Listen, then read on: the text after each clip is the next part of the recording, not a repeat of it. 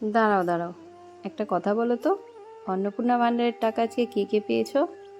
সত্যি কথা বলতে আমি কিন্তু অন্নপূর্ণা ভাণ্ডারের ফর্ম ফিল আপ করেছিলাম, কিন্তু যখন থেকে জানতে পারলাম সত্য কথা বললে নাকি এই নতুন সরকার টাকা দেয় না, তখন থেকেই হাল ছেড়ে দিয়েছি।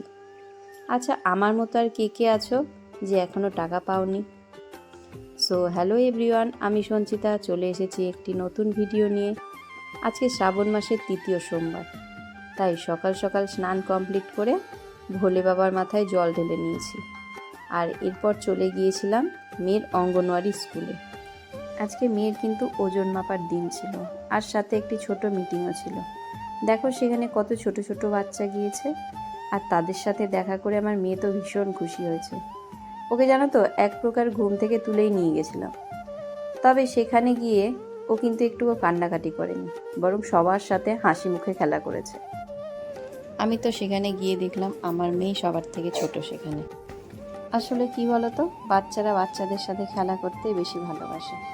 আজকের মতো এখানেই থাক, দেখা হচ্ছে আবার পরের ভিডিওতে। টাটা।